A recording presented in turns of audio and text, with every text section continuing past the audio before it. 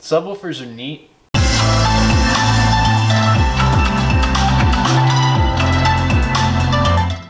That was a dumb gag.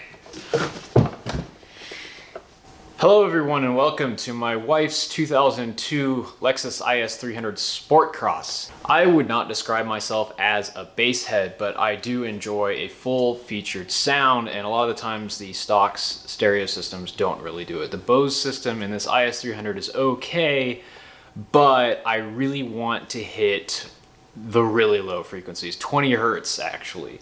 So I bought some stuff in order to hopefully achieve that. The main item is this 12-inch Scar Audio subwoofer. I bought this on Amazon for about $100. The box was not $100. I bought the box for about 20 bucks from some of Wichita's finest amphetamine aficionados. This is a 600 watt RMS Scar 12-inch high excursion subwoofer with dual voice coils wired at 2 ohms, and I have paired this with this little guy. This is a Kicker CS series 300 watt monoblock, 300 watt RMS, which is half of what the subwoofer is rated for, so I'm not going to get max volume out of it, but I'm not here to annoy the neighbors. I'm here because I want to be able to get low at reasonable smoothness on a reasonable budget. I got this for $80 on Craigslist from a kid with a Honda Civic. Seems like a decent deal to me, and it's very nice and compact. So here's the problem I'm having. This install is kinda garbage. Also, it's broken because I rallycrossed this car a few times, and in rallycross they don't really like loose subwoofers flying around in the cargo space, so I had to take it out.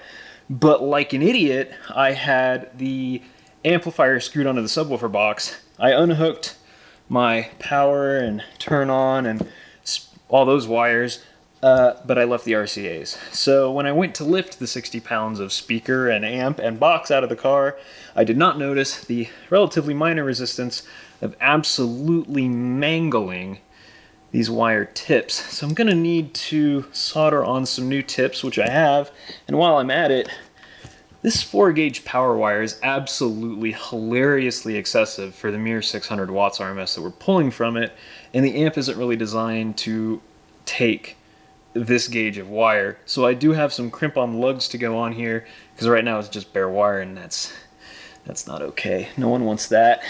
But my reasons for doing this are also somewhat academic, because I am not happy with the performance of this vented subwoofer box. Sure, it'll get loud, sure, it'll rattle everything, but it was a little bit peaky. So I went on Amazon and I bought a cardboard box. Except I didn't.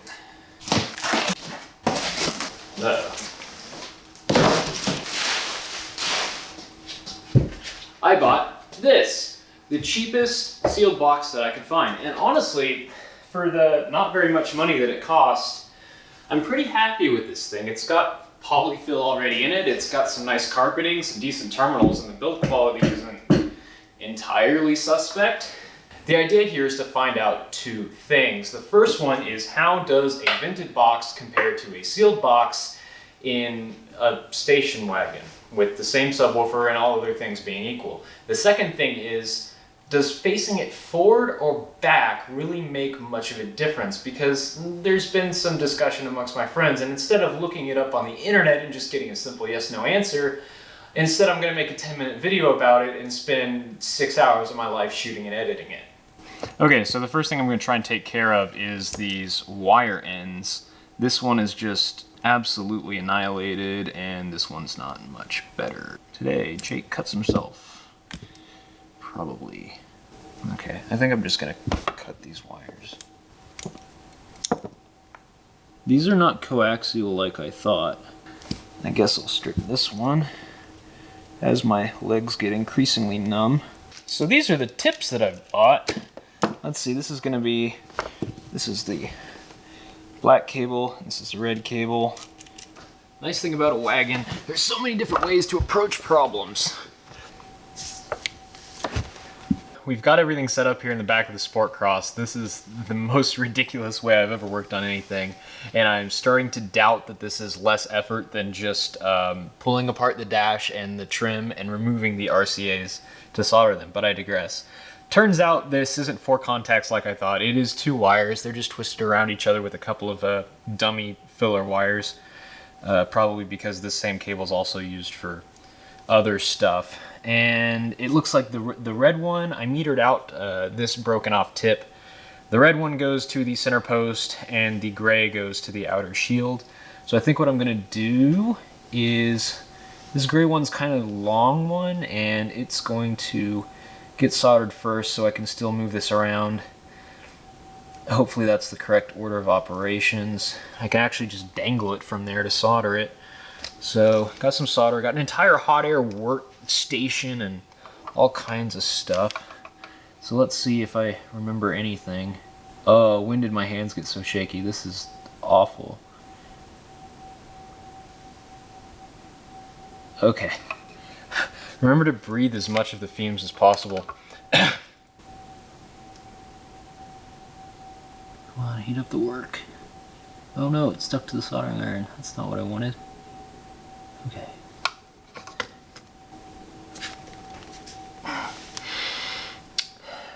You know when you're 4, the developmental stages around the age of 4 is when you get object permanence, and peekaboo stops being a thing. Well, I never got hot object permanence. If something's hot and it's not glowing red, it does not register. Okay, so now we just crimp this. Do we have lug crimps or something? Oh yeah, that's going nowhere. Hey, that's still hot!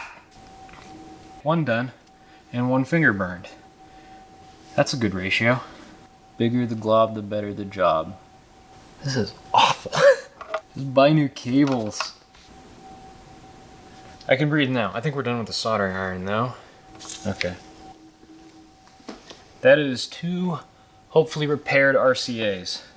So now we gotta crimp some lugs onto this absolute mess and this absolute mess, and we can hook stuff up. All right, so we got some 4-gauge spade terminals for our 4-gauge wire, and the name of the game tonight is Overkill because we have this absolutely enormous hydraulic crimper. So I'm gonna start with the ground wire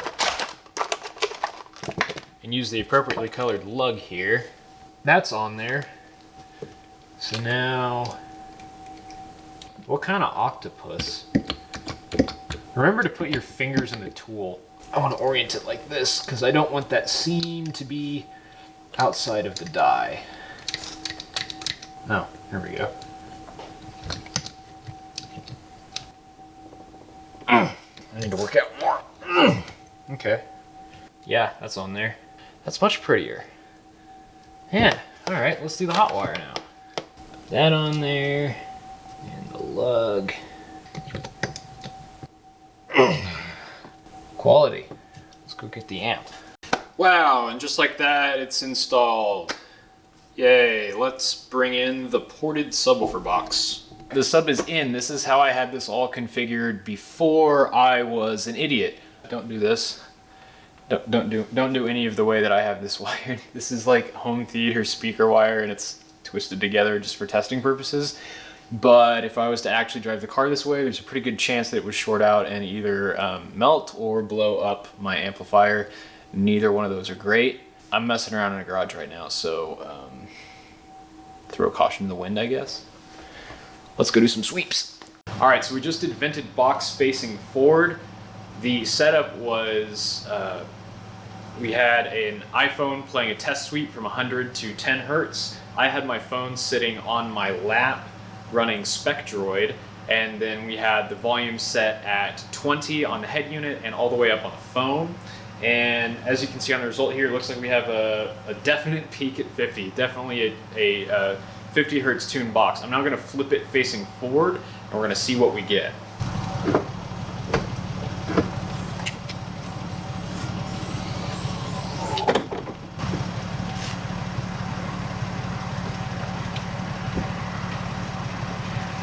So looking at the results of that, the curves are pretty similar. I'll overlay them both on the screen colored differently to kind of show it off, but it looks like the subwoofer facing backwards peaked about, I don't know what the scale is, one grid line higher, one grid line more decibels than the other one, and they peaked at exactly the same frequency. So it had no effect on frequency response, but there was some additional gain.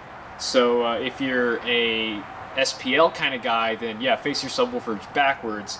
If you're an SQL guy, it looks smoother with it facing, well, there's a lot less of a trough there at 90 hertz. So the higher frequency response was definitely improved with it facing back as well. So I think that's probably the way to go. But let's see if that also holds true with the, what's the word? The sealed box.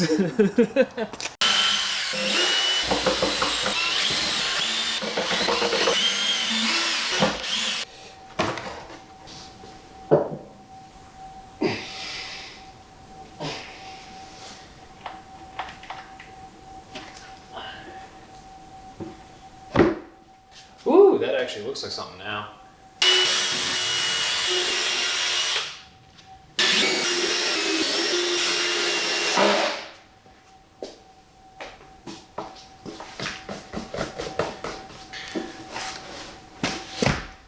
That looks excellent, and I can't wait to go put this in the car and see what it sounds like.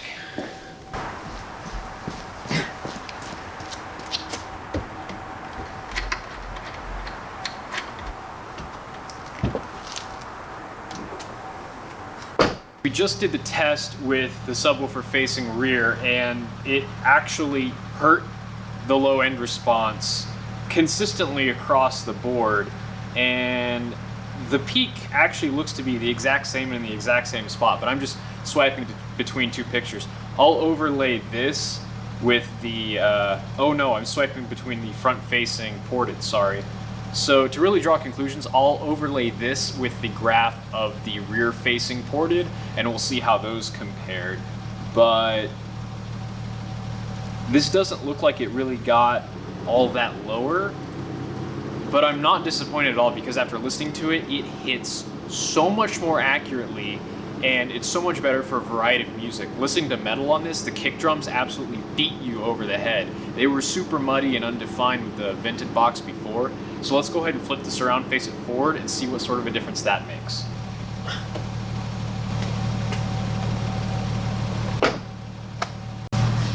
Alright, so sealed box facing forward was massively worse than facing rear. It looks like that just killed volume all across with a massive nasty dip around 80 hertz.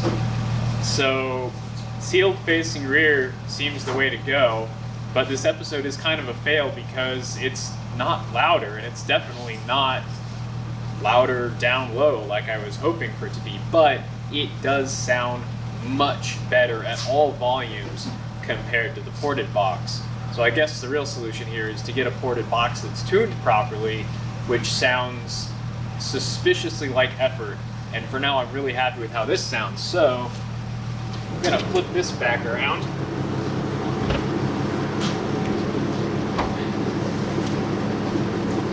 And party on, I guess.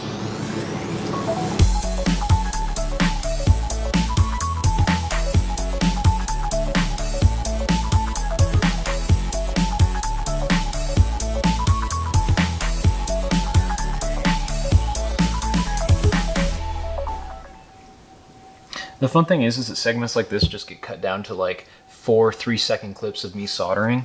Yeah. Because I look at this, I'm like, no one wants to see this. This is boring.